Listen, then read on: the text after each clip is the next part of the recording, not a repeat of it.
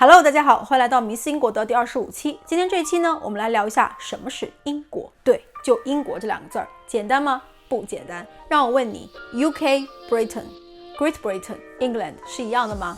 不一样。困惑吗？困惑。区别在哪儿呢？很复杂。就算是你问英国人，你会发现有时候连他们自己也搞不明白他们之间的区别到底是什么。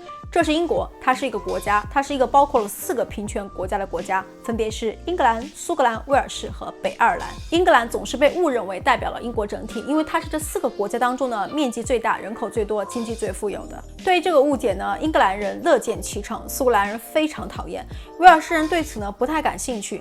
来自北爱尔兰的爱尔兰人呢，经常被大家忘记他们其实是英国人，甚至有时候连英国人自己也搞忘了。苏格兰人、英格兰人、威尔士人和北爱尔兰人呢，又都持有同一份护照，被统称为英国人。他们彼此相爱吗？不客气地说，毫不。特别是从公元前就开始对抗的苏格兰跟英格兰人，他们之间呢有世界上最古老的边境城墙 Hadrian's Wall。这个墙呢，自公元的122年以来就分隔了他们。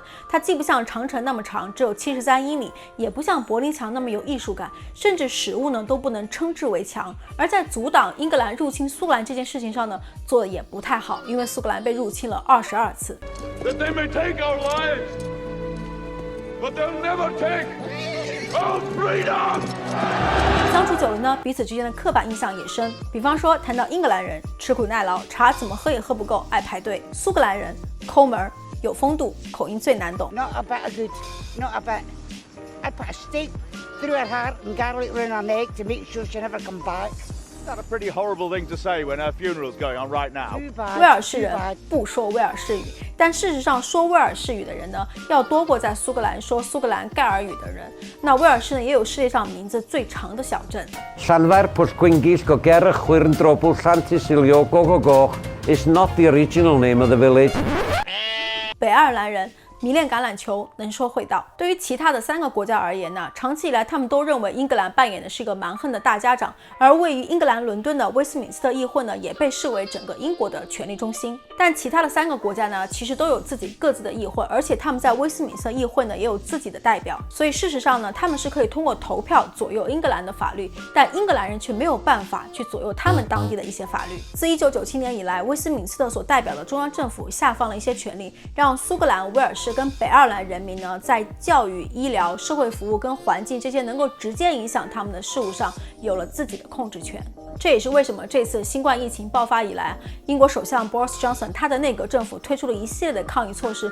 但是你会发现，时不时的另外3个国家都表示，我不跟，我要根据我自己的情况来。而苏格兰呢，在税收还有刑事司法方面呢，也有格外的权利，所以苏格兰的税收可能比其他的地方都要高。回到这个地图，英国的全称呢是大不列颠及北爱尔兰联合王国。大不列颠呢是指地理概念上的这个岛屿，而不是一个政治术语。让人困惑的地方就来了，有时候人们会用 Great Britain 来指代英国，但是呢，这个称呼它不仅漏掉了北爱尔兰，还漏掉了英格兰、苏格兰跟威尔士的一些岛屿，比方说像英格兰的怀特岛啊、安格尔西岛，还有苏格兰的奥克尼岛，通通都被漏掉了。有时候呢，大家又会把 Great 给扔掉，只用 Britain 来指代英国，但事实上呢，它只包括了英格兰跟威尔士。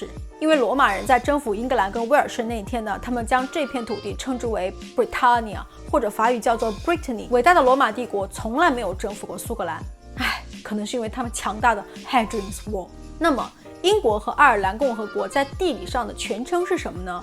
British Isles， 不列颠群岛。现在我们来谈一下爱尔兰。爱尔兰是一个岛屿，而不是一个国家。它有爱尔兰跟北爱尔兰。北爱尔兰呢是英国的一部分，爱尔兰呢它根本不想跟英国发生任何关系。虽然他们都在欧盟。众所周知，英国旷日持久的脱欧谈判呢还在持续。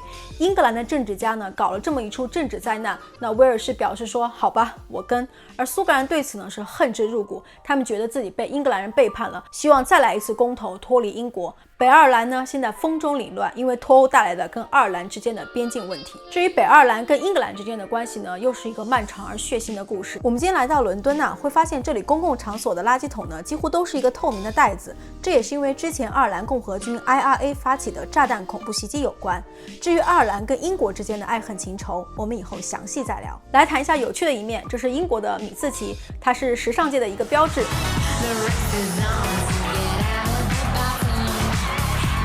1603年，苏格兰的詹姆斯6世呢继承了英格兰跟爱尔兰的王位，所以他就统一了英格兰、苏格兰跟爱尔兰。那么1606年呢，他就升起了这个大不列颠 Great Britain 的国旗。这个国旗呢是由代表了英格兰的 St. George 和代表苏格兰的 St. Andrew 两个结合在一起的。当然，因为苏格兰人跟英格兰人呢总是在对抗，这是苏格兰人坚持使用的版本。他们觉得呢，我的 St. Andrew 应该在你的 St. George 上面。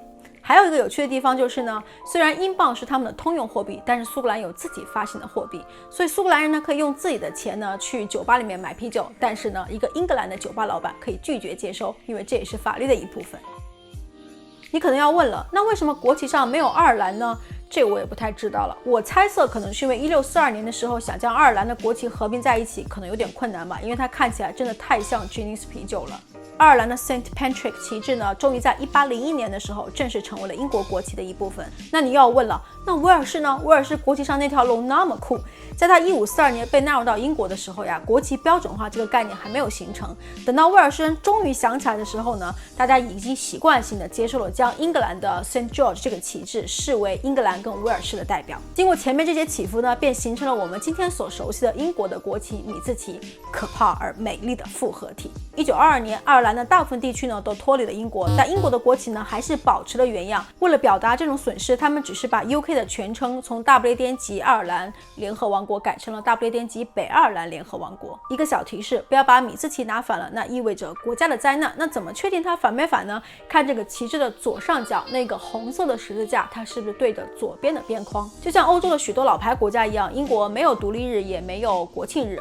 有一个笑话讲呢，除了英国，每一个国家都有独立日，因为他们都在向英国寻求独立。而当下呢，苏格兰的一部分人呢想脱离英国，成为一个独立的国家。如果苏格兰人走的话，那 Great Britain 应该叫做 Britain。而北爱尔兰的一部分人呢，也惦记着跟爱尔兰统一。如果他们成功的话呢，那英国也不能再叫做联合王国了。英国这个国家似乎不断都有寻求脱离跟独立的政治运动，这让我们在讨论，如果谁谁走了，米字旗会变成什么样子？如果谁谁谁独立了，英国的全称应该改成什么的时候，忍不住会思考一个问题：英国到底意味着什么？它是由土地大小决定的吗？显然不是，这是一个充满了历史、文化、宗教和阶级斗争的一个复杂问题。如果我们愿意将自己从过去的枷锁中挣脱出来，向内看，英国社会更像是一个建立在所有生活在英国的人都应该尊重跟遵守的原则与基本价值观之上的。他们基于历史跟传统，并受到法律、习俗和期望的保护。这让我呢想到这本书 Life in UK， 这是在英国如果你要申请永居必须要通过的一门考试，也是英国政府认为要在这里长期生活的人需要了解到的关于英国生活当中的一些基础知识。而在这本书的前页上呢，在介绍关于英国的价值观与基本原则上，他写道：民主、法治、个人自由，宽容不同信仰和信仰的人。如果你成为英国的居民，你应该尊重并遵守法律，尊重他人的权利，包括他人拥有自己观点的权利，公平对待他人，照顾好自己跟家人，照顾好你居住的地区和环境。而作为你付出的回报，英国政府保障你信仰和宗教自由、言论自由，免于不公平的歧视，得到公正的审判，以及参与政府选举的权利。考虑到所有这些因素呢，英国这个国家更像是几个国家基于共同的价值观而走在一起的一个国家，分分合合的基础呢是价值观。如果这样看来的话呢，英国这个概念听起来就不太复杂了，